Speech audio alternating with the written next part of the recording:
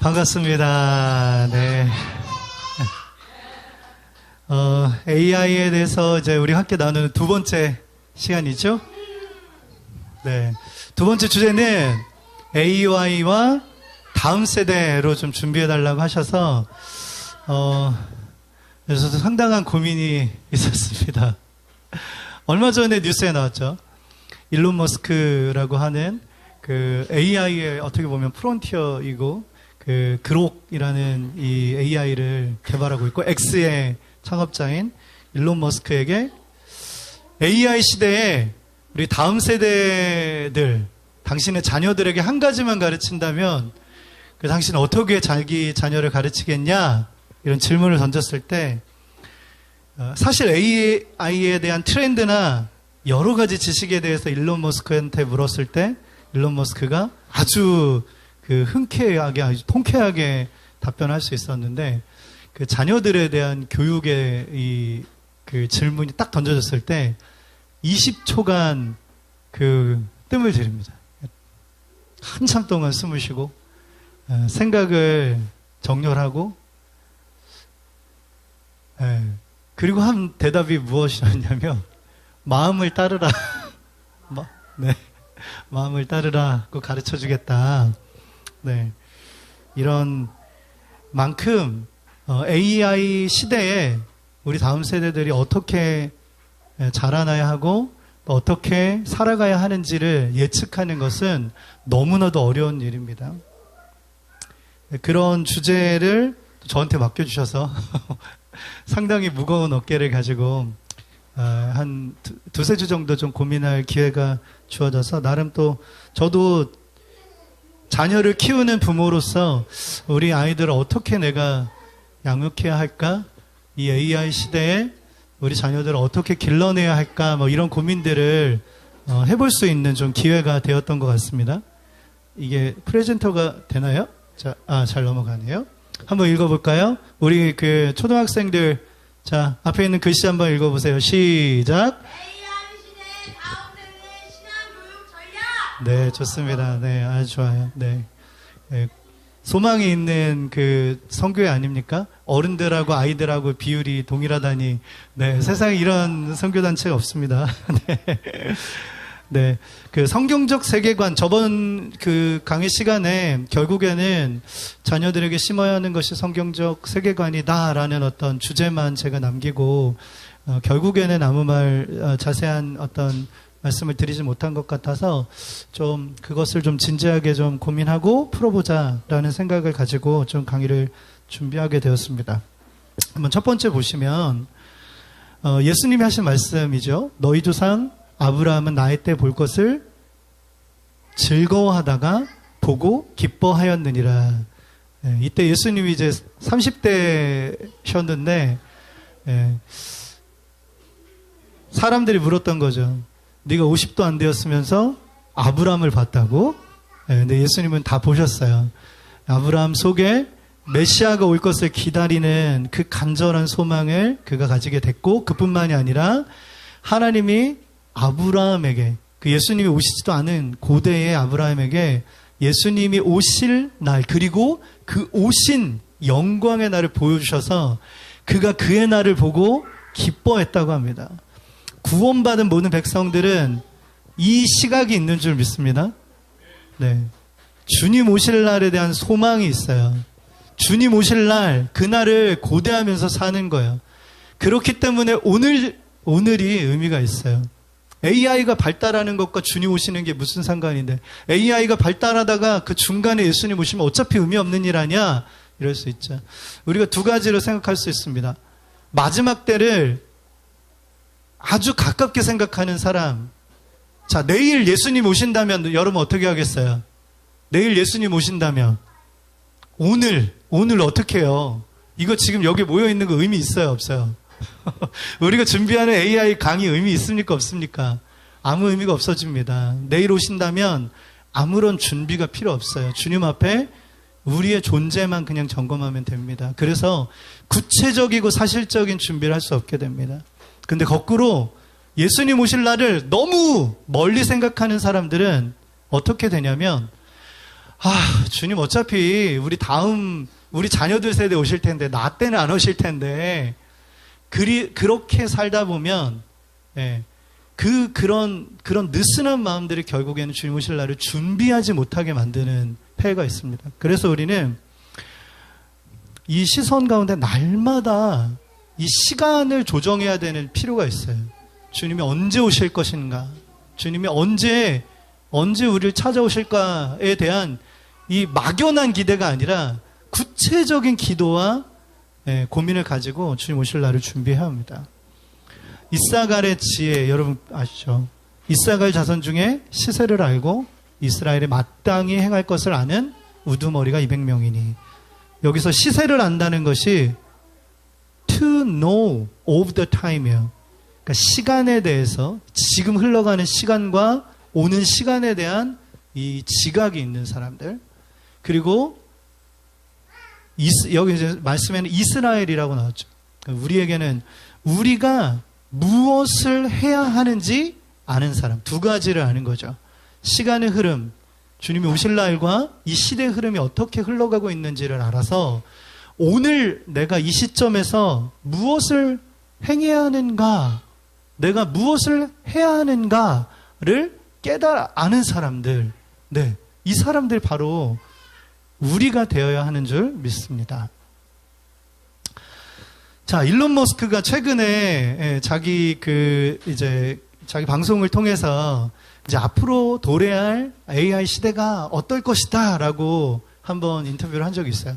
이 인터뷰 때문에 전 세계가 난리 났습니다. 처음에는 유튜버들이 몇 명 받아 적기 시작하다가 최근에는 뉴스들에서 이것을 특집으로 5편 혹은 10편으로 일론 머스크의 시대 예측에 대해서 아주 자세하게 기사화를 시키고 있습니다. 제가 일론 머스크가 한 이야기를 간단하고 단순하게 좀 정리를 해볼게요. 자, 2026년은 AI의 변곡점이 될 거다. 이전에 AGI라는 범용 인공지능, 지금 저희는 이제 LLM이라는 언어 기반 AI를 쓰고 있는 거거든요. 이건 텍스트 기반이에요. 그러니까 텍스트 위주로 이루어지는 AI인데 이 AI가 결국에는 사람의 모든 삶에 적용되는 AI로 바뀌게 될 것이다. 그걸 범용 인공지능이라고 합니다.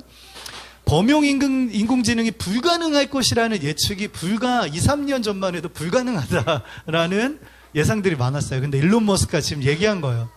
2026년에는 AGI가 도래할 거야. 예. 지금 이제 자기도 AI를 개발하는 사람이잖아요. 자신감 있게 지금 이야기하고 있습니다. 그리고 2029년을 지나 2030년이 되면 AI의 모든 지능을 합한 지능 지수가 사람 전체의 지능을 합친 것보다 더 커질 거야. 라고 예측을 하는 거죠. 2030년이 되면 사람 전체가 생각해내는 모든 지능보다 AI 전체가 생각해내는 지능이 훨씬 더 높아질 거다.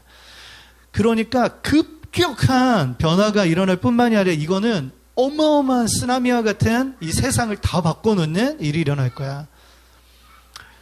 2040년이 되면 로봇이 100억대 시대가 온다. 이 얘기 뭐냐면 우리 사람의 모든 인구수보다 로봇이 더 많아질 거야. 그러니까 한 사람당 로봇 한 대가 아니라 한 사람당 한 대가 넘는 수의 휴머노이드, 로봇이 세상에서 일을 하게 될 거야. 그럼 이제부터는 노동이라는 개념 자체가 완전히 달라질 겁니다. 라고 이 얘기를 하고 있는 거예요. 지금 일론 머스크가 휴머노이드를 개발하고 있잖아요. 자기가 이제 개발하는 거잖아요.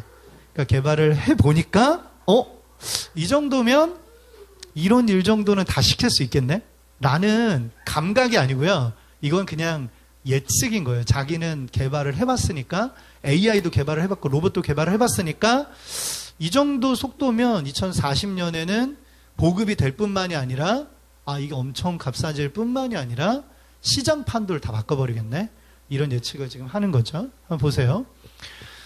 지금 불과 이제 한 3년에서 5년 사이에는 의료 로봇이 실용화가 된다고 합니다.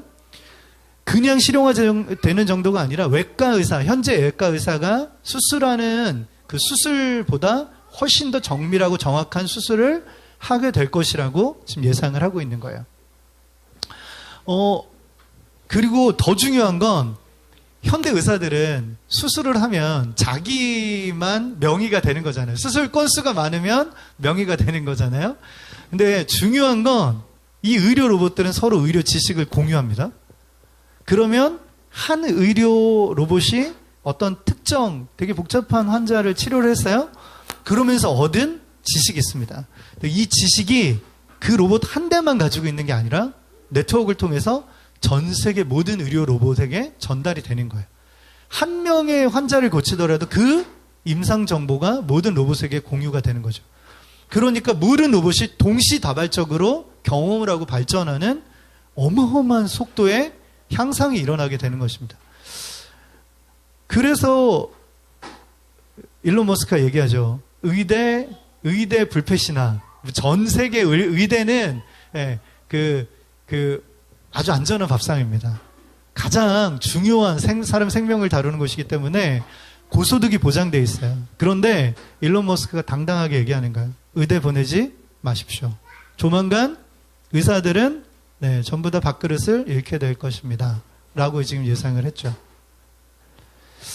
말씀드린 것처럼 지금은 이제 텍스트 기반의 AI가 주류를 이루는 시대에서 이제 점차 물리 세계로 이 AI가 확산이 될 거예요. 첫 번째는 로봇일 겁니다. 로봇들이 전부 다 AI를 기반으로 해서 움직이는 세상에 오겠고요. 그리고 사람들의 경험을 대체하는 방향으로 발달하게 될 겁니다. 아까 말씀드렸다시피 2040년이 되면 100억 대 로봇이 양산이 되고 단순 노동뿐만이 아니라 우리가 생각하는 고도의 전문직 있잖아요. 예를 들어서 뭐 법조계 안전할까요? 한 명의 법조인이 기억할 수 있는 법의 어떤 정밀성하고 판례의 어떤 그 개수로 한번 생각해 보세요. 사람이 기억할 수 있는 것과 이 인공지능이 처음 법 판례에서부터 지금까지 모든 판례를 검색하고 그것을 요약하거나 사용하는 데 있어서 인간하고 현재도 비교할 수 없을 만큼의 정확성을 가지고 있거든요. 그런 전문성을 가진 로봇들이 법 쪽에 이제 들어가게 된다면 적어도 사실적인 판단을 하는 데 있어서 사람보다는 훨씬 더 우월한 능력을 가지게 된다. 그러므로 노동이 이제는 선택이 되는 시대가 올 거다라고 얘기를 하는 겁니다. 그러니까 노동이 필요 없어지는 세대가 오는 거예요. 사람들이 이제 더 이상 일을 할 필요가 없어지는 겁니다. 그래서 우리가 생각하는 아주 좋은 직장 있잖아요. 비 안 맞고 춥지 않고 덥지 않은 곳. 사무실에서 따뜻한 혹은 시원한 곳에서 일할 수 있는 화이트 칼라가 사라질 거다. 특히 키보드와 마우스를 통해서 일하시는 대부분의 노동자들은 이제 필요치 않은 세상이 곧 올 거다라고 예상하고 있습니다. 그리고 또 한 가지 충격적인 얘기를 했죠. 20년 후에 은퇴하실 분들 지금 은퇴 자금을 마련하려고 저금을 하고 계실 텐데 다 쓸모 없어질 거니까 저금 절대 하지 마십시오. 이 얘기를 하는 거예요.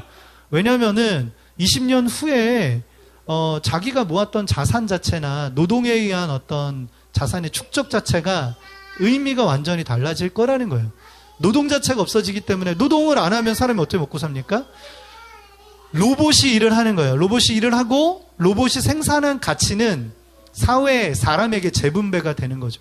그래서 기본소득, 사람에게 기본소득이 제공되는데 그 소득이 어마어마하기 때문에 모든 사람이 잘 살게 되는 시대가 도래할 거다라고 얘기하는 겁니다. 그것이 바로 보편적 고소득이라는 이야기예요. 이제 노동이라는 가치가 없어져요. 보세요. 제가 일을 했어요. 막노동을 해서 시간당 2만 원이라는 돈을 벌어요. 그 이제 노동이 제공하는 가치잖아요. 그런데 이제 사람이 노동을 해서 만드는 이 가치가 없어지는 거예요. 그럼 뭐가 남냐면 생산된 로봇이 전기만 공급하면 그 일을 할 수 있는 세대가 오는 거죠. 그러니 노동에 대한 가치를 산정하지 않는 겁니다. 그냥 전기세가 그 노동에 대한 가치가 되는 겁니다. 그렇게 되면 모든 상품의 가격 자체가 지금 어떤 상품을 만들려면 제가 노동을 해서 만드는 거잖아요. 사과를 재배하려면 저기 있는 귤을 재배하려면 농부가 열심히 일을 해서 이 귤을 재배를 하기 때문에 귤에 대한 부가가치가 생기는 건데, 로봇이 전기만 공급해주면 아주 값싸게 귤을 재배할 수 있게 되는 거죠. 그러니까 물건값이라는 게 의미가 없어지는 시대가 오는 겁니다. 그리고 그렇게 로봇들이 모든 노동들을 담당하기 때문에 사람들은 고소득, 모두가 고소득을 가지는 그런 시대가 올 거라고, 얼마나 빨리 오게 될지는 아직 모르겠지만 적어도 그 일이 오고 있다라고 일론 머스크가 예측을 한 겁니다. 그리고 헬스케어, 24시간 가동되는 초정 및 로봇이 의료 서비스를 제공하는데 보편적으로 모든 사람이 의료 서비스를 받고 노동도 하지 않으면서 자기가 원하는 고소득을 받으며 자기가 하고 싶은 일만 하면서 사는 시대가 도래할 거라는 거죠. 어떠세요? 이런 사회가 오면 이게 유토피아 같으세요? 사람들이 행복해 할까요? 이제 일도 안 하니까 집에서 이렇게 재밌게 그냥 재밌는 거 보고 맛있는 거 먹으면서 고민도 없고 걱정도 없는 그런 시대가 올 거다라고 예상을 하는 거지 않습니까? 여러분, 정말로 이 시대가 온다면 이것은 제3장, 이제 문명의 재편이 되는 아주 어마어마한 변화의 변곡점에 우리가 서 있는 것이다 라고 말씀을 좀 드리고 싶습니다. 좀 실감이 되시나요? 아직 피부에 와닿지 않으시죠? 네. 자, 보세요. 그런데 이런 풍요가 왔을 때, 우리 가운데 이런 풍요가 찾아왔을 때 과연 우리 영혼은 어떨 것인가, 이런 고민을 좀 해보셔야 합니다. 고민도 없어요. 노동도 하지 않아요.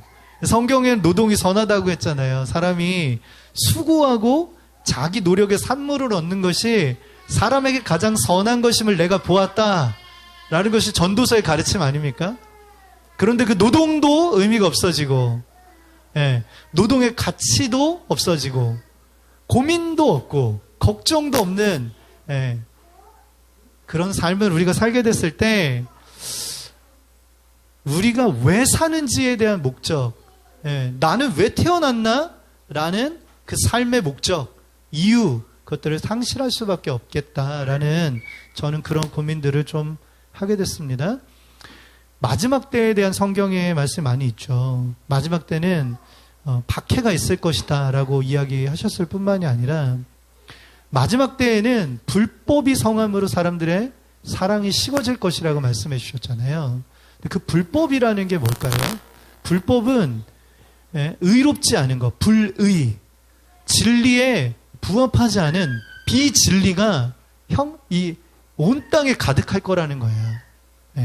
AI가 충만한 세상, 그러나 AI는 진리를 대변하지 않기 때문에 그 충만한 세상이 오면 도리어 영적으로는 아주 공허한 상태가 올 것이라고 제가 생각을 하게 됐습니다. 갑자기 오늘 그런 생각이 나더라고요. 이 말씀이 기억났어요. 인자가 올 때에 믿음을 보겠느냐.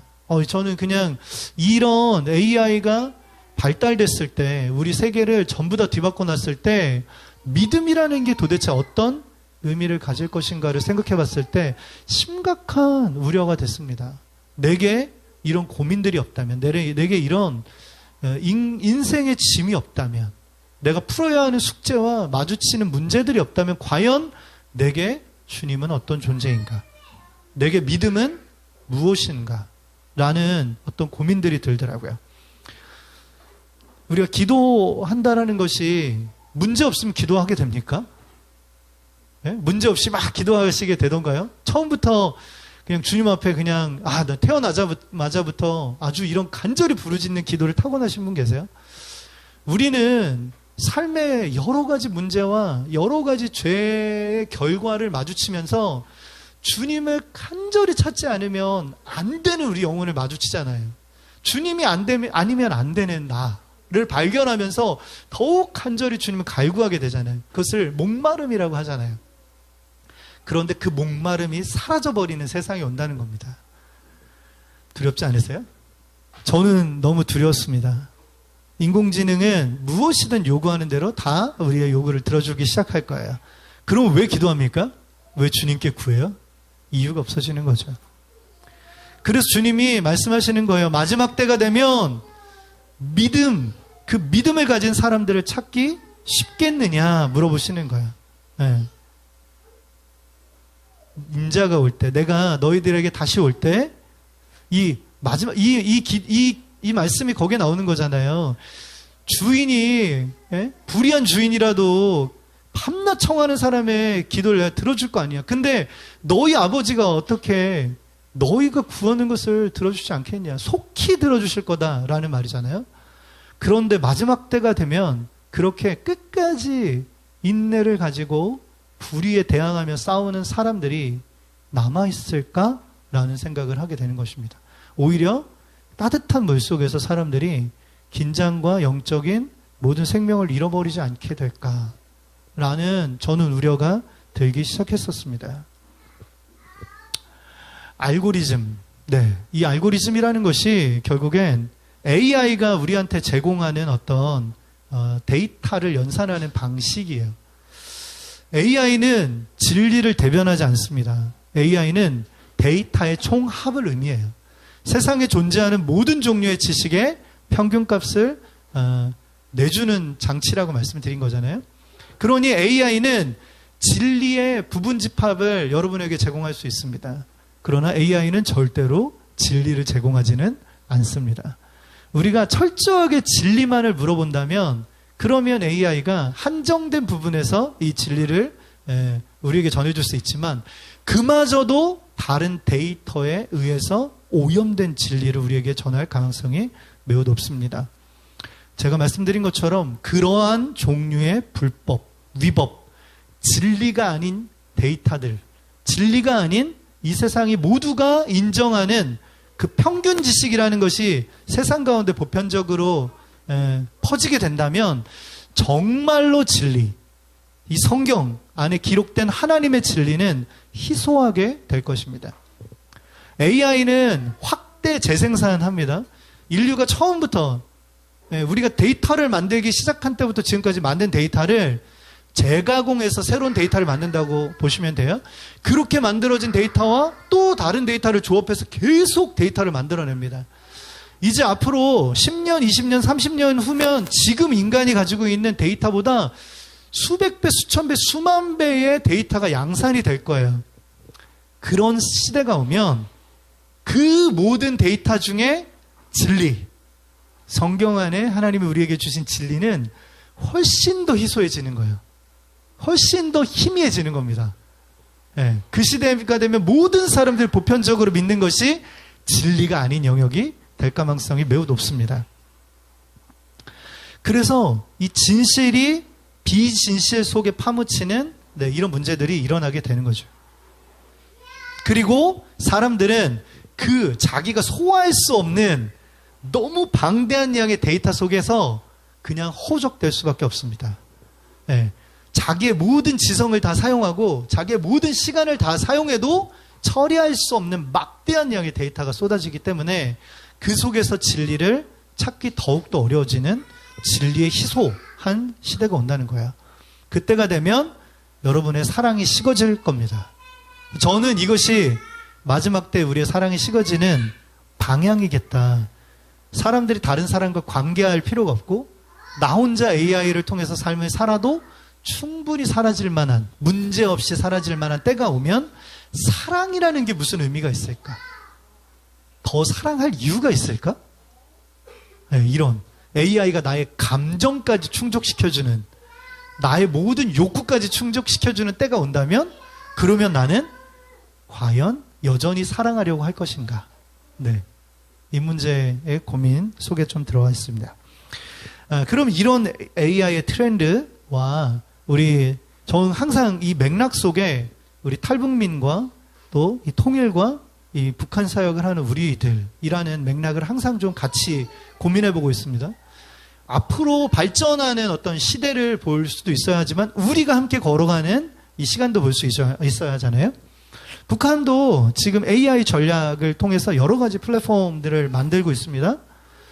이 방조자라는 거 보시나요? 방조자? 네. 이게 그 일종의 메신저 같은 거예요. 학교에서 사용하는 메신저입니다. 그래서 학교에서 사용한 데이터를 다 AI에 넣었어요. 그래서 이 방조자한테 어떤 교육적인 내용을 질문하면 이 방조자가 다 대답을 해줍니다. 네. 그런데 중요한 건 그 모든 교육 자료 중에 주체 사상, 체제 이념이 다 들어가 있는 것이죠. 그러니까 아주 이 체제를 지키기 좋은 AI 시스템이 되는 겁니다. 주체 사상과 이 북한의 이데올로기를 지킬 수 있는 그런 플랫폼을 가지고 있는 것이죠. 눈빛이라는 소프트웨어는 안면 인식과 또 문자 인식을 통해서 주민 통제를 하고 있습니다. 이게 지금 용마라는 기계 번역하는 챗봇이고요. 이거는 그 다른 나라 말을 주면 이제 북한어로 이렇게 통역해주는 챗봇입니다. 이것이 지금 북한도 이런 식으로 국가적인 AI 개발을 통해서 이런 개발들을 계속하고 있어요. 사회에 계속해서 적용을 하고 있습니다. 저번에 말씀드렸던 것처럼 비대칭 전력에 대한 AI 투자를 아주 아낌없이 하고 있어요. 어마어마한 투자를 하고 있습니다. 그래서 남한에 뒤처진 어떤 비대칭 전력을 완벽하게 자기의 우위로 바꾸기 위한 전략으로 사용하고 있습니다. 특히 그 오픈 소스 AI 무기화해서 오픈 소스라는 거는 인터넷에 공개된 어떤 AI 소프트웨어예요. 그런 소프트웨어를 사용해서 해킹이라든지 원격 공격이라는 이 모든 예전에 북한 해커들이 했던 일들을 이제는 AI를 동원해서 자동으로 공격하게 만드는 이런 시스템들을 좀 개발하고 있습니다. 심지어 이 딥페이크라는 거 요즘 많이 아시잖아요. 우리가 이제 한 사람의 사진을 넣고 이 사람의 사진을 통해서 이런 영상을 만들어줘 그러면 그 사람은 한 번도 그런 일을 하지 않았는데 저번에 제가 보여드렸던 중국어를 잘하시는 김재원 목사님처럼 본인이 아닌 영상들을 만들 수 있는 거죠. 그것을 통해서 심리전을 전개할 수 있는 상당한 역량들을 확보하고 있습니다. 그러면 이제 한국에서 이 탈북민과 또 이 남한 안에 들어와 있는 또 들어오고 계시는 탈북민들에 대한 한국의 대응은 어떻게 하고 있나 이걸 좀 찾아봤어요. 그랬더니 작년 한 11월 2025년이죠. 25년 11월부터 하나원에서 하나원에 이제 들어오는 탈북민들에 대한 교육 시스템을 바꿨더라고요.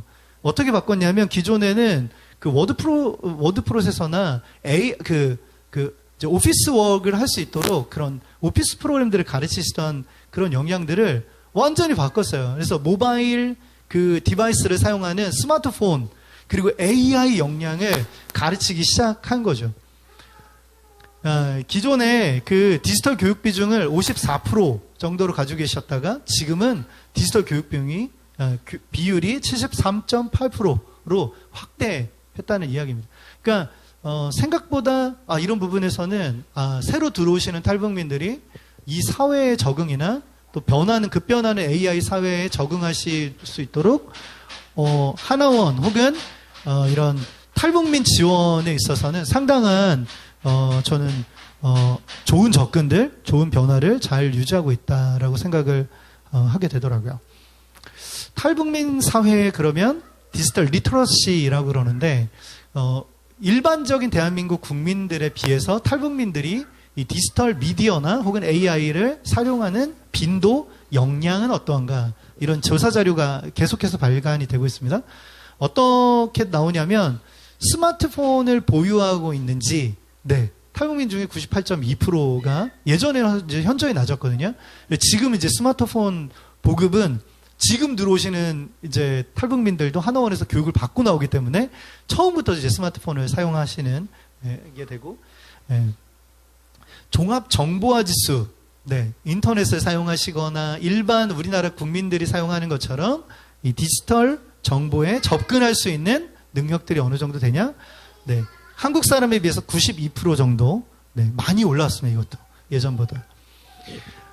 그러나 엄연히 이야기해보면 실질적인 이 디지털 역량이나 스마트폰 혹은 AI를 사용한 실질 역량에 있어서 대한민국 사람 원래 한국에 계시던 모든 분들보다 60% 정도의 역량 밖에는 지금 가지고 있지 못하다라는 것이 지금의 현실입니다.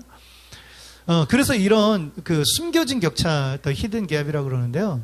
특별히 히든 갭은 청소년과 고령층의 세대 차이로 이제 가장 극명하게 나타납니다. 그러니까 탈북을 20년, 30년 전에 하셨던 고령층.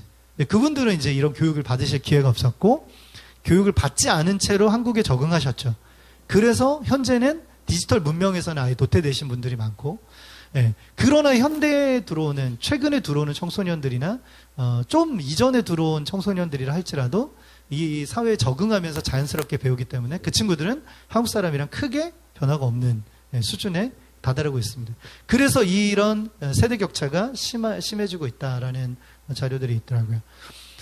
그래서 결국엔 이 탈북민 사회에 디지털 기기를 보급하거나 우리가 한글을 어떻게 쓰는지 프로그램을 가르쳐 드리거나 이런 것도 너무 중요하지만 이런 기술들을 통해서 역량, 실제로 어떤 그 결과물을 만들어내는 데까지 프로젝트를 좀 진행하게 한다든지, 그걸 통해서 결국에는 어떤 재화를 생산할 수 있는 데까지의 도움을 드리는 일, 그런 교육이 가장 시급하다라고, 이 페이퍼에서는 좀 다루고 있었습니다. 네. 여기까지 탈북민에 대한 이야기를 좀 정리하고, 자, 그러면 AI가 이렇게 발달을 해서 기계가 인간보다 훨씬 더 잘 노동이나 어떤 생각이나 어떤 일들을 하게 되는 시대가 온다면 그러면 인간 가치는 어떻게 될 것인가? 이 고민을 결국엔 정리를 해야지 우리 다음 세대들에 대한 교육과 우리가 다음 세대 양육을 어떻게 해야 되는가를 우리가 이제 결론을 좀 내릴 수 있겠죠. 제가 좀 말씀드리면 제가 이 강의를 좀 준비하면서 저도 아이들을 키우고 있는 부모로서 하나님이 저희 첫째 아이가 임신 중이었던 것 같은데 제가 이제 아이를 위해서 태어난 아이를 위해서 좀 기도하던 때 그냥 갑자기 그런 마음을 좀 주셨어요. 이 자녀는 너를 좀 일찍 떠나게 될 거니까 너는 그 일에 대해서 준비를 하라는 마음을 좀 주셨어요. 그래서 제가 지금도 이제 아이가 7살이 됐는데 지금도 똑같은 생각을 그때 주셨던 마음을 계속 가지고 이 아이를 하루하루 양육을 하고 있습니다. 내가 항상 묻는 게 그거예요. 주님, 일찍이 언제입니까? 저의 일찍과 주님의 일찍은 다를 수 있잖아요. 제가 일찍이라 생각하면 그래도 주님 고등학교는 좀 마치고 저희를 떠나는 거 아닐까요? 근데 주님이 중학교 끝나고 고등학교 때 얘를 보내시면 어떻게 하지? 아니 혹시 초등학교 마치고 얘를 우리에게서 좀 분리돼서 살아가게 하시면 어떻게 하지? 여러 가지 고민들이 있는 거예요. 제가 그런 고민들을 계속하는 어떤 과정 속에 있는데 사실 이게 처음에 고민했던 그 마지막 때를 고민한다라는 것과 크게 다르지 않다라는 좀 생각을 하게 됐어요. 주님의 그 시간, 주님의 시간이 언제인가, 그것과 내가 생각하는 시간이 언제인가, 이것은 언제나 다른 시간대에 있잖아요. 우리 다 알지 못하잖아요. 그런데 우리가 처음 말씀드렸던 것처럼 이 아이가 당장 내일 떠날 것 같아. 그럼 오늘 이 아이에게 해주어야 할 일이 다르겠죠. 만약에 이 아이가 고등학교까지는 내 품에 있다 떠나겠다 생각한다면 그러면 이 아이를 내가 양육하는 어떤 계획은 또 다를 겁니다. 그래서 저는 지금도 매일매일 이 계획을 수정하고 있어요. 이 아이를 주님 언제 주님이 우리에게서 분리시켜서 하나님의 독립적인 사람으로 키워가실까? 그 일이 고등학교 때 일어날까? 중학교 때 일어날까? 고등학교 때 일어난다면 난 지금 내 아이를 어떻게 양육해야 하지? 계속 이 고민을 매일마다 하며 이 시점을 수정하고 있습니다. 제가 그런 고민 중에 결국에는 정리하게 된 양육관이 뭐냐면 이 아이가 자립할 수 있도록 키워야 되겠다. 그러니까 지식을 제가 지금 심을 수도 있고 어떤 방법을 구체적으로 그냥 가르쳐 줄 수도 있지만 가장 중요한 건 내가 없어도 살아갈 수 있는 아이. 부모가 바로 옆에 없어도 어느 사회, 어느 환경, 어느 어려움에 닥쳐도 자기 스스로 그 문제를 해결하면서 방향을 찾아 나갈 수 있는 그런 아이로 길러야 되겠다. 아내랑 이런 이야기를 정말 많이 하고 있습니다. 그러면 하루하루 그런 고민인 거죠. 어떻게 이 아이를 키우면 이 아이가 자립적으로 성장해 나갈 것인가. 우리가 없어도 새로운 문제, 어려움에 부딪혔을 때 이것을 이겨나가는 아이로 자랄 수 있을 것인가. 이런 고민들을 저희가 계속 하는 것입니다.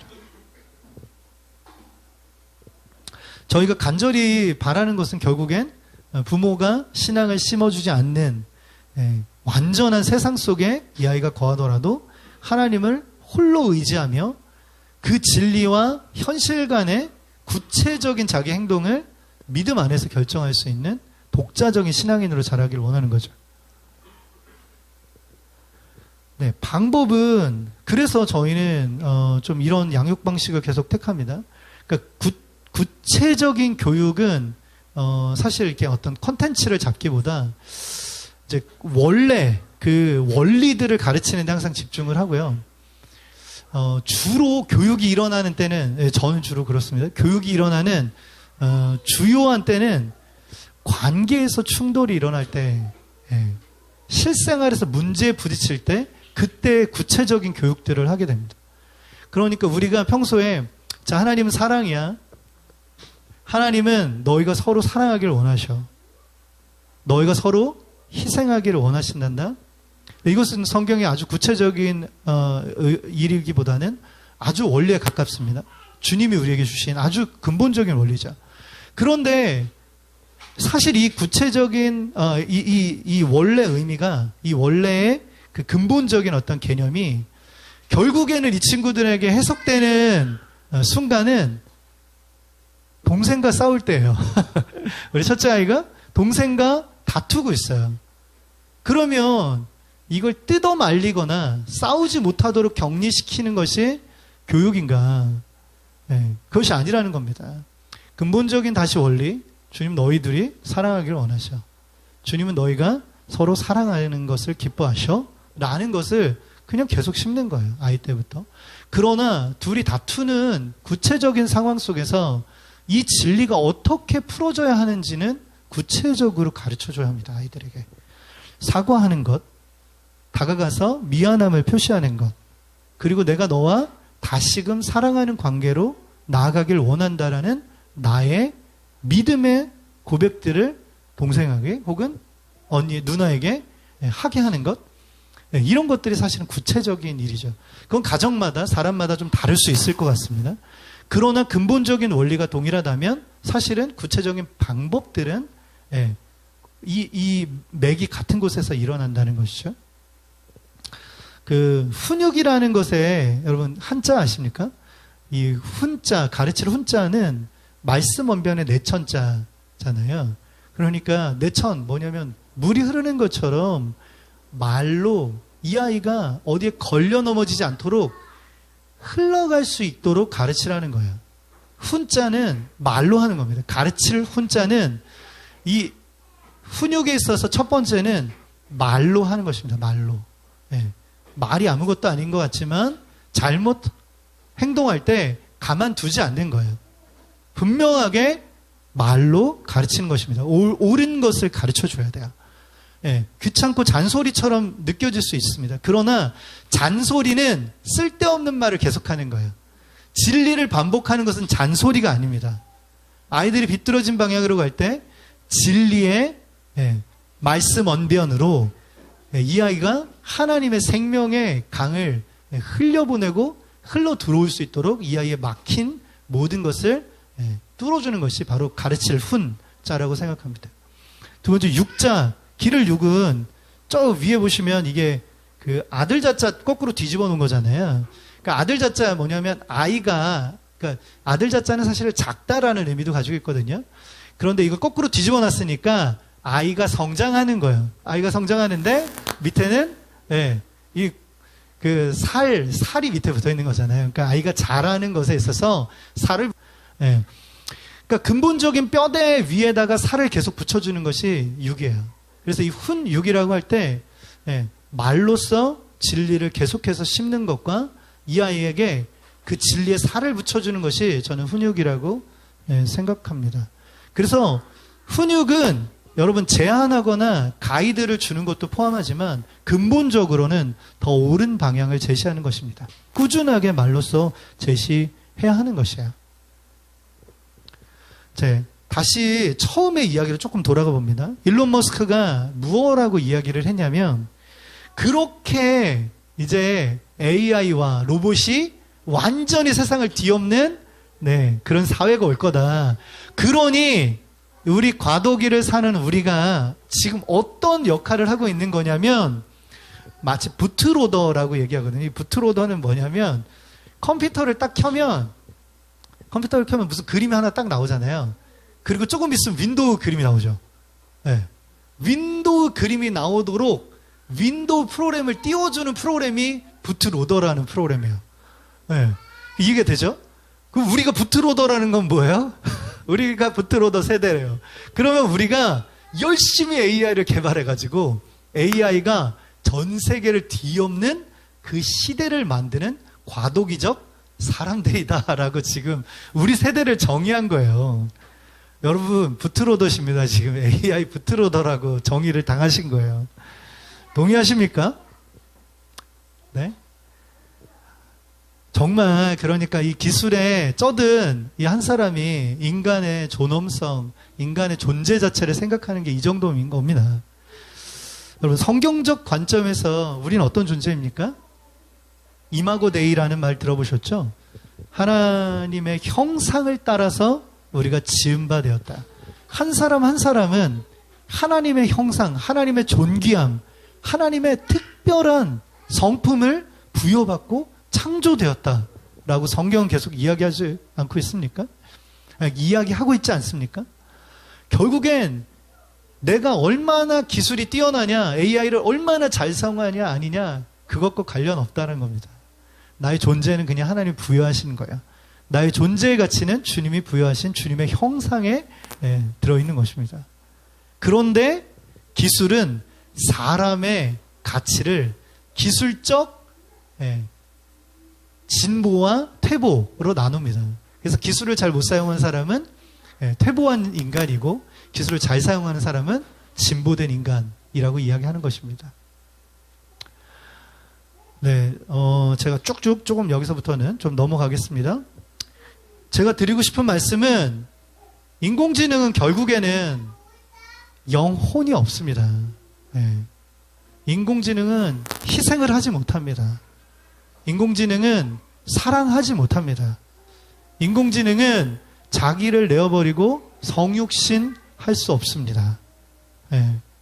AI 시대가 도래하고 전 세계 노동이 필요 없어지고 우리가 생각하는 노동의 개념, 재화의 개념, 모든 개념이 다 바뀔 거예요. 한 30년 정도로 예측을 하는데 저는 그 시기가 당겨질 거라고 생각합니다. 우리가 생각해왔던 AI의 발전 속도는 모든 과학자들이 예측했던 것보다 훨씬 더 빠르게 다가왔어요. 저는 이 시기가 더 빨리 도래할 거라고 생각합니다. 그때가 되면 여러분 뭐가 중요하게 되냐면요. 사랑할 줄 아는 게 중요해집니다. 왜냐하면 사랑이 희귀해질 거거든요. 영혼의 생명을 가지고 있는 자들이 존귀하게 여김을 받게 될 것입니다. 왜냐하면 사람의 가치가 무시되는 시대가 올 것이거든요. 하나님의 형상 그리고 하나님의 진리를 가지고 세상의 비진리를 판단할 수 있는 사람들, 그 사람들이 귀중해지는 때가 올 겁니다. 왜냐하면 모두가 AI를 통해서 AI가 쏟아내는 데이터를 진리라고 믿고 있는 세상이 올 거기 때문에 그렇습니다.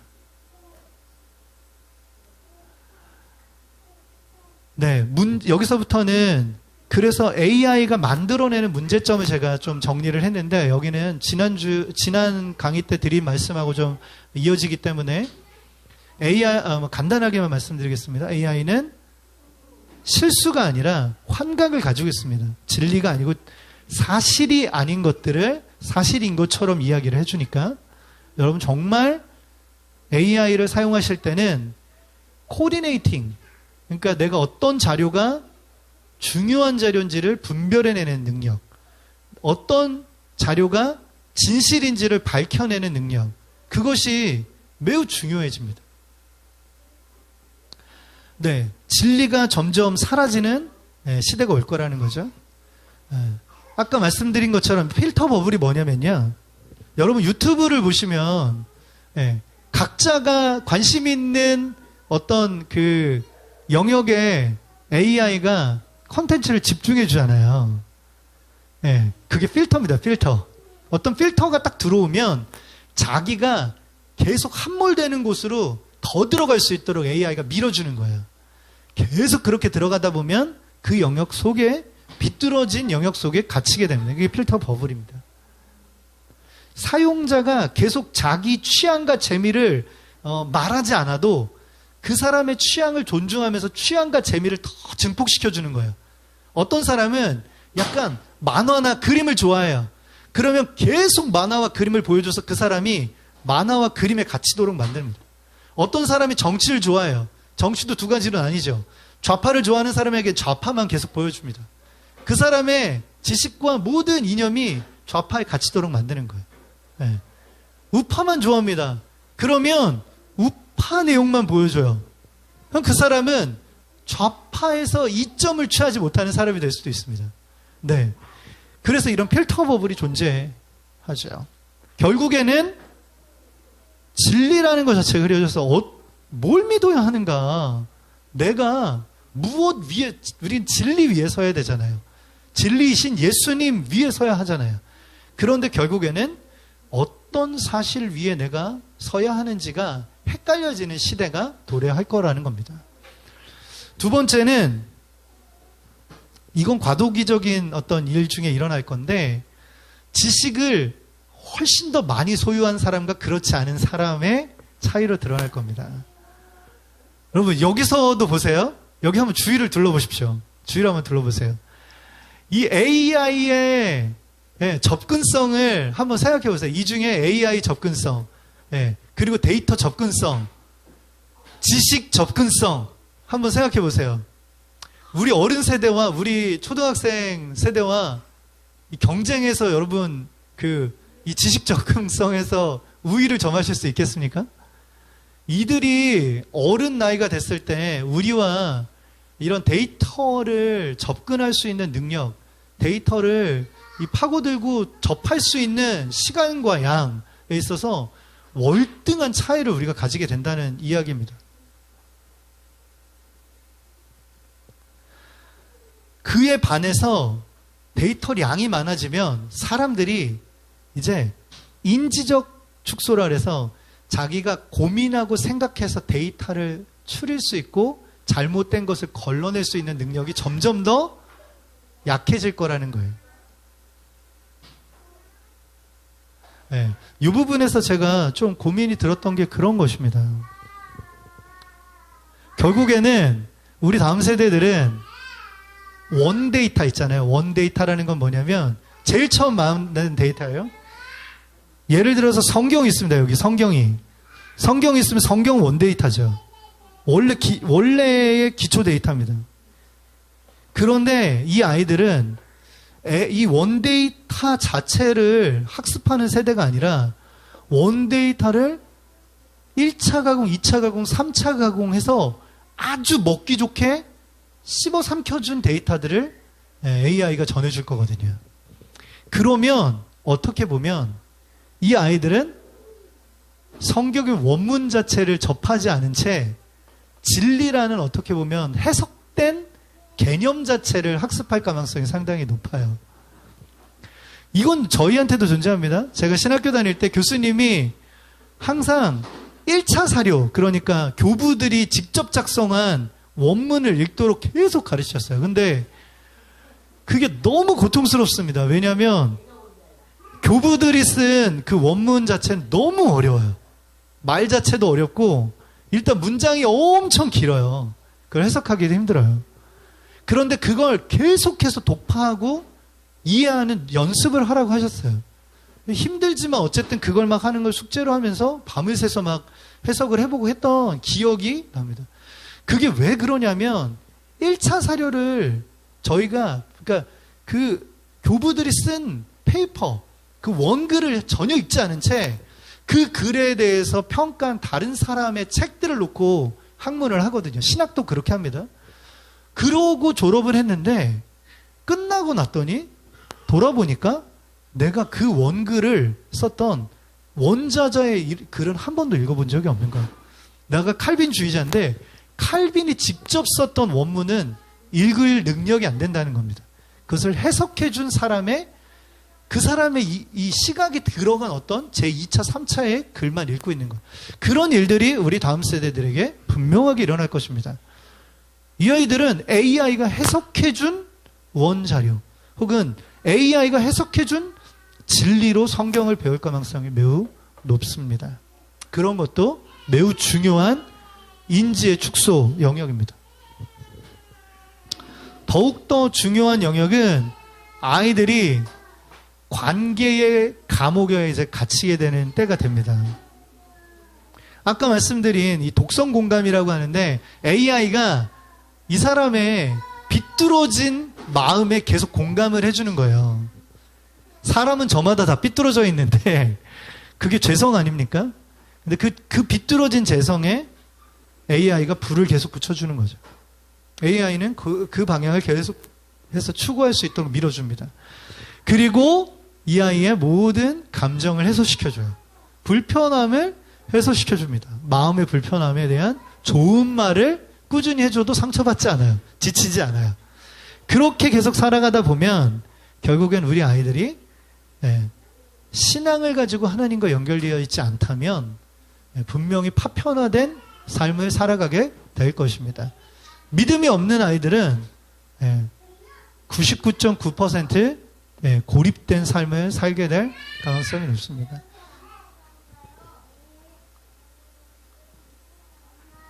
그래서 이제부터 좀 제가 제언을 좀 드립니다. 그러면 이제 저도 이제 제가 고민하는 거죠. 제가 AI를 접할 때 나는 어떻게 AI를 사용하고 있는가? 어떻게 AI를 사용하는 것이 건강하다고 여기는가? 그러면 내 아이들에게 AI를 어떻게 사용하라고 가르쳐 줄 것인가? 네. 첫 번째는 이제 시대는 변화되고 있습니다. 예전에는 교육이라는 것은 뭐냐면 지식과 정보를 전달하는 것이었어요. 네. 예전 교육은 지식을 전달하는 겁니다. 무엇을 알고 있냐? 야, 너 이거 알아? 야, 너 이거 몰라? 그럼 이거 가르쳐 줄게. 이게 교육이었습니다. 그런데 이 교육의 트렌드가 지금 바뀌어가고 있어요. 그 지식을 어떻게 활용할 수 있지? 그 지식을 얻기 위해서 어떤 방법을 사용해야 하지? 그렇게 얻어진 지식이 진짜 맞는 말인가? 그러니까 이 지식을 얻는 것 자체가 아주 수월해지는 시대에 우리가 도착하기 때문에 지식을 얻는 데 집중하는 게 아니라 이 지식을 얻는 과정, 그 지식을 얻어서 사용하는 방법, 그 지식을 분별하는 방법 자체가 중요해진다라는 말입니다. 그래서 여러분의 자녀들이 계속해서 질문하도록 하셔야 돼요. 그게 매우 중요합니다. 어떤 유튜버가 이런 이야기를 하더라고요. 세상은 이제 호기심이 부가가치가 되는 시대가 올 거다. 누군가 호기심을 가지고 있는 사람이면 그 사람은 부가가치를 가지고 있는 사람이 될 거다. 저는 이 말에 매우 공감합니다. 왜 그러냐면요. 이제 도래할 시대는 구현이 복잡하지 않은 시대예요. 예를 들어서요. 제가 지금 이 프레젠테이션을 50페이지를 준비했어요. 예전에 제가 이 50페이지의 프레젠테이션을 준비했다면 PPT를 만드는데 한 2, 3일을 썼을 겁니다. 네. 생각을 정리하는 데는 하루도 안 걸려요. 그런데 PPT를 만드느라 3, 4일이 걸리는 겁니다. 예전엔 그렇게 시간을 썼다니까요. 근데 이거 지금 이 PPT 얼마 만에 만든지 아세요? 어제 낮에 한 2시간, 오늘 한 1시간 정도에서 50장의 PPT를 만드는데 제가 몇 날 며칠을 고생해서 만든 것보다 훨씬 잘 만들어져요. 그래서 제가 이 PPT를 만들면서 제가 파워포인트를 손 하나 까딱 안 했습니다. 마음에 안 들면 이렇게 고쳐, 저렇게 고쳐. 아, 이건 빼고 저걸 넣어줘. 그냥 그렇게 말로 전부 다 코디네이팅을 한 거예요. 여러분 보세요. 우리 자녀들은 구현이 어렵지 않은 시대에 살게 됩니다. 그러면 무엇이 중요하냐면 무엇이 중요한지를 아는 게 중요해요. 뭐가 중요한지를 분별하는. 그러려면 질문을 계속 던져봐야 됩니다. 어떻게 질문해야 이 진리에 가까이, 이 결과에 가까이 갈 수 있는지를 아는 그 질문하는 방법에 익숙한 아이들이 되어야 돼요. 자, 우리 친구들 여기 봐봐요. 여러분 질문하는 거 좋아해요? 질문하는 것을 좋아하지 않는 친구는 왜 그러냐면 질문하면 귀찮아하는 주변의 반응 때문에 그렇습니다. 혹은 질문하는 것에 대해서 대답해 주기를 어려워하는 사람들 만났어야 돼요. 우리의 다음 세대들이 질문하면 여러분 기뻐하십시오. 왜냐하면 이 질문이라는 것이 대단히 중요한 이 삶의 방법이기 때문에 그렇습니다. 그리고 앞으로 질문은 더더욱이나 중요해질 겁니다. 그런데 그냥 아무 질문만 던지는 게 아니에요. 중요한 질문을 던지는 방법을 아이들이 학습해야 하는 때가 오는 것입니다. 보세요. 여기 critical question이라고 제가 나왔죠? 저도 AI에 신학적인 질문들을 하거나 제가 궁금한 질문들을 하는데요. 여러분 그 AI에 질문할 때 여러분이 질문하는 주 질문보다 적어도 10배 이상의 사이드 전제들을 넣으셔야 돼요. 내가 예를 들어서 물어보고 싶은 게, 자, 이 성경 구절에 적용을 어떤 식으로 하면 좋겠어? 라는 질문을 하는 게 제가 하고 싶은 질문이에요. 여러분 그런 질문들을 하실 때 제약 조건을 얘한테 10배 이상 넣어주셔야 돼요. 그러니까 제약 조건이라는 건 뭐냐면요. 예를 들어서 나는 개혁주의 신학에 서 있어. 예를 들어서 나는 보수주의 신학을 더욱더 중요하게 생각해. 나는 성경을 무호하다고 믿어. 나는 개신교 신자야.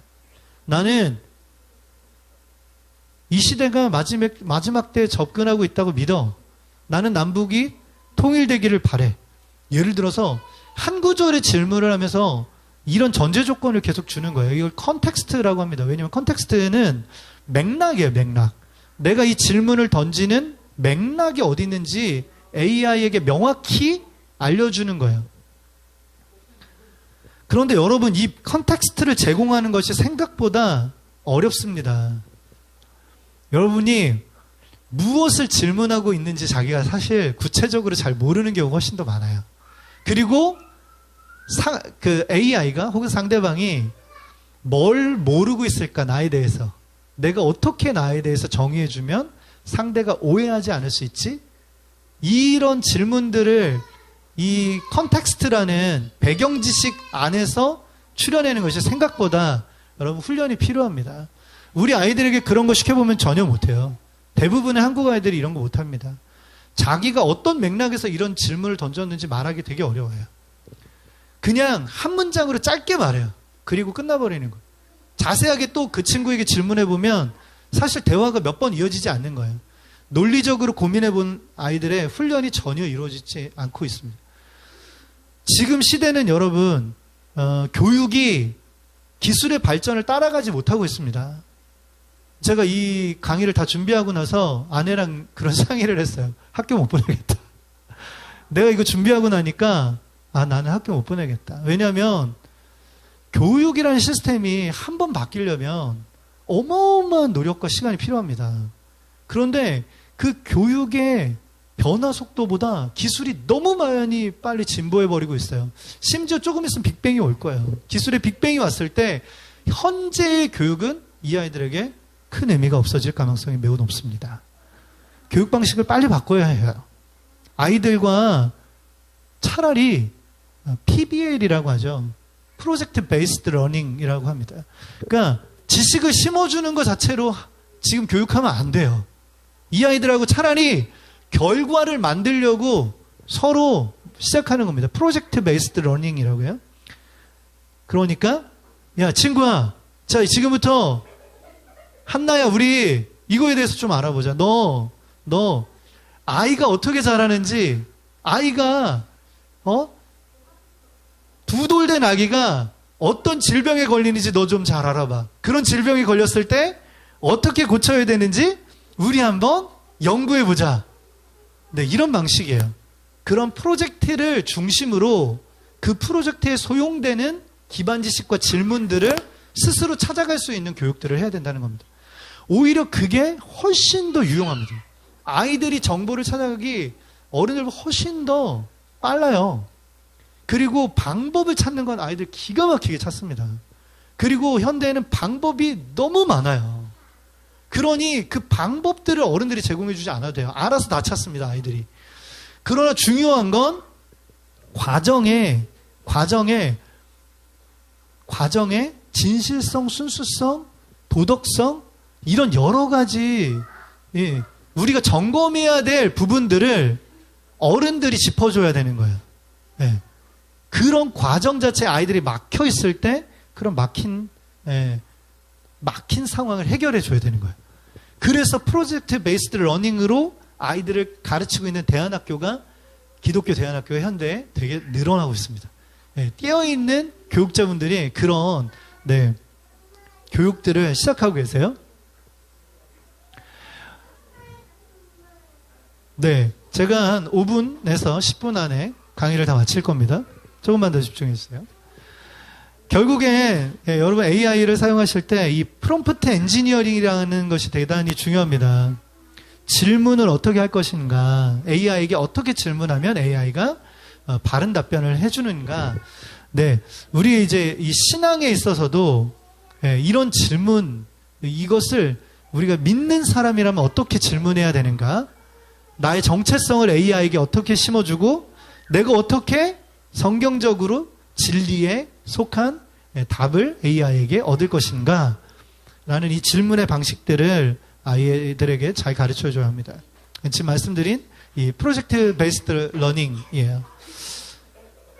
그래서 여러분 그 아이들에게 지식을 심어주려고 하는 교육을 이제 좀 뒤로 미루시고 아이들이 어떤 결과, 목적을 제시를 하고 목표를 제시를 하고 그 과정과 방법을 찾아가는 과정들을 여러분 지도해 주셔야 합니다. 아이들과 그런 일을 많이 해보셔야 돼요. 저도 이제 최근에 저희 둘째 아이랑 놀아줄 때 그런 식으로 합니다. 자동차를 한번 만들어보자. 우리가 자동차를 만들어보자. 그 한 단어로 시작하는 거예요. 그리고 그 자동차를 어떻게 만들 수 있을까라는 것을 이제 질문으로 던지는 겁니다. 무엇을 사용할 수 있지? 이것을 어떻게 하기를 원해? 너는 무엇이 자동차라고 생각하니? 네가 진짜 좋아하는 자동차는 어떻게 됐으면 좋겠어? 저도 계속 아이에게 질문을 던지는 거예요. 그리고 아이가 선택하는 과정, 그리고 그 만들어가는 과정을 그냥 옆에서 멀찌감치 서서 도와주되, 아이가 할 수 없는 일들은 제가 개입해서 고비를 넘어갈 수 있도록 도와주는 거예요. 그러나 그걸 다 만들었을 때 엄마가 오면 아이가 그렇게 얘기하는 거예요. 엄마, 저 제가 만들고 싶은 자동차를 만들었어요. 제가 아까 이 상자를 가지고 자동차를 만들었어요. 4살 아이라도 할 수 있습니다. 자기 수준의 PBL을 하는 거죠. 프로젝트 베이스드 러닝 하는 겁니다. 그러니까 제가 처음부터 나사는 이렇게 꼽는 거야. 볼트는 이런 거야. 자동차는 이런 거야. 제가 그렇게 교육했다면 이 자동차를 만드는 과정에 소요되는 모든 지식을 아이가 습득하지 못했을 텐데, 자기가 자동차를 만들길 원하니까 정말 재밌게 하더라고요. 4살 아이, 5살 아이도 이 프로젝트 베이스드 러닝을 하면 정말 재밌게 합니다. 그걸 우리가 계속 해줘야 돼요. 결국에는 자기가 원하는 결과를 어떻게 얻을 것인가 라는 과정을 좀 훈련할 필요가 있습니다. 여기 넘어가겠습니다. 자, 그리고 여러분 이런 AI 시대에 중요한 기둥 5개 여러분 좀 기억하시길 바랍니다. 첫 번째, 참된 지혜라고 되어 있죠. 참된 지혜. 지혜는 지식과는 다른 것입니다. 네. 지식과는 다른 것이에요. 네. 지능과 지혜를 여러분 분리하셔서 아이들에게 어떤 지능을 심기보다 여호와를 경외하는 지혜의 근본은 여호와를 경외하는 것이죠. 그래서 아이들이 지식을 더 많이 습득해서 지식에 충만한 아이들이 되는 것이 아니라 아이들이 하나님을 경외해서 이 하나님의 지혜를 받아 누리는 이 방향으로 여러분 아이들을 양육하셔야 합니다. 두 번째 기둥은 분별력이에요. 계속 말씀드리는 것처럼 이것이 옳은 일인가? 이것이 바른 것인가? 이것이 좋은 것인가? 이것이 나쁜 것인가? 계속해서 분별하는 훈련을 어렸을 때부터 해봐야 돼요. 그런데 아이들은 혼자서 분별할 수 없습니다. 그리고 그 부모가 결국에는 이 분별에 소용되는 가장 근본적인 진리를 심어주지 않으면 이 아이들은 옳게 분별할 수 없어요. 예를 들어서 요즘에 유치원에 가장 유행하고 있는 게 뭔지 아십니까? 유튜브도 있지. 근데 또 노래 중에 영화 중에 유행한 거 있어요. 네? 그건 초등학교에서 유행하고 유치원은 K-팝 데몬 헌터스가 정말 점령을 해버렸습니다. 네, 지금 저희 아이들도 다 K-팝 데몬 헌터스 노래와 춤을 막 집에 와서 막 계속 하고 있어요. 여러분 보세요. 부모가 뭘 심어줘야 되겠습니까? 뭘 가르쳐줘야 되겠어요? 네, 말씀을 심어야죠. 그런데 더 중요한 것은 K-팝 데몬 헌터스를 하나님의 시각에서 분별하는 지혜를 가르쳐 주셔야 합니다. 하나님이 이 K-팝 데몬 헌터스에 무엇을 기뻐하시는지, 이 K-팝 데몬 헌터스에 무엇을 주님은 싫어하시는지 진리에 의해서 점검하는 여러분들의 분별을 계속해서 심어주셔야 돼요. 지금부터 분별하지 않는 아이들이 어떻게 AI가 범람한 시대에서 그 수많은 정보의 홍수 속에서 옳은 것을 분별하겠습니까? 분별하는 부모 밑에서 분별하는 자녀들이 나오는 거예요. 구분하고 거룩을 쫓는 부모들 밑에서 거룩한 자녀들이 자라나는 겁니다. 분별력을 여러분 심어주셔야 돼요.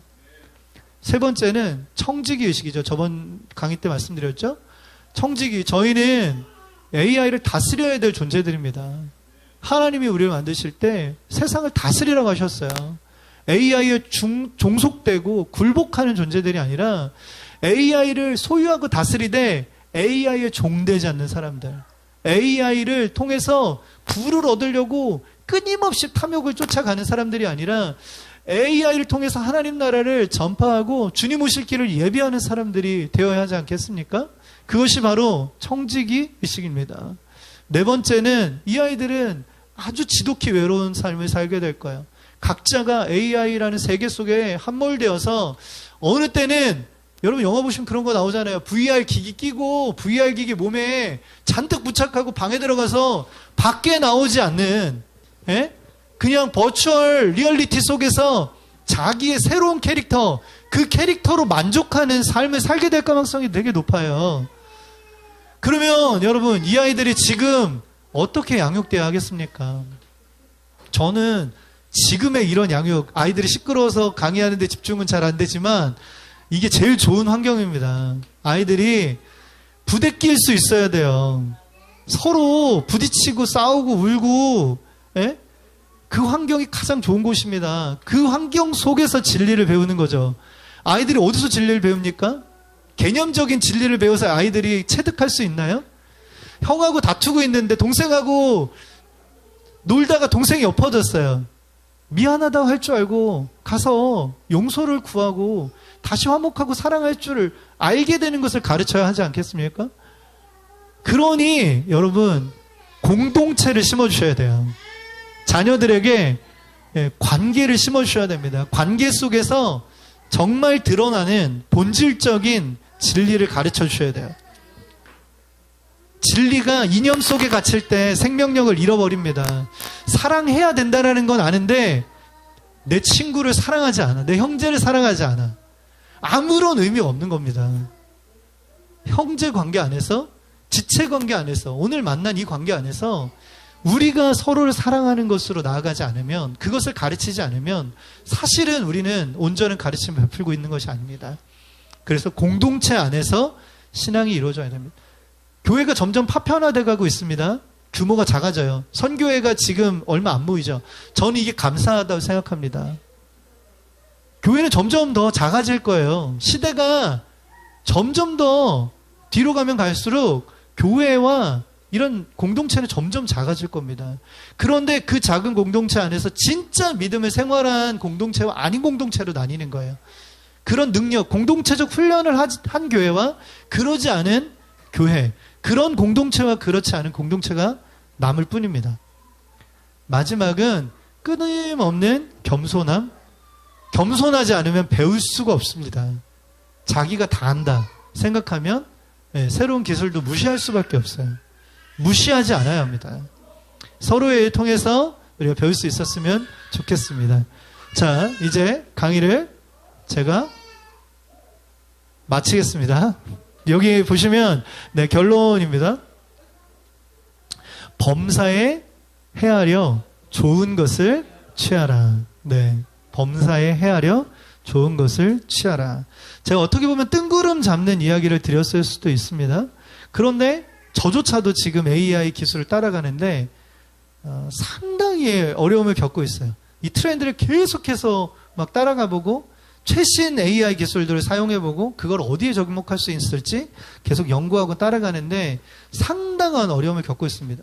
그래서 제가 여기서 강의하면서 그런 구체적이고 실제적인 어떤 사용 방법들이나 이런 것들을 알려드리지 않는 이유는 이걸 알려드려봤자 지금 그런 강의는 그냥 유튜브 찾아보시는 게 좋아요. 유튜브 찾아보시면 수도 없습니다. 근데 그보다 중요한 것은 그런 것들을 사용할 때 우리의 마음가짐이 어때야 하는가? 그것과 우리가 이 AI 기술을 피하지 말고 탈북민들, 제 탈북민 여러분과 그래서 저는 너무 감사해요. 제가 너무 진보해버리면 여러분하고 같이 못 가잖아요. 탈북민 분들과 함께 가기로 결정했잖아요.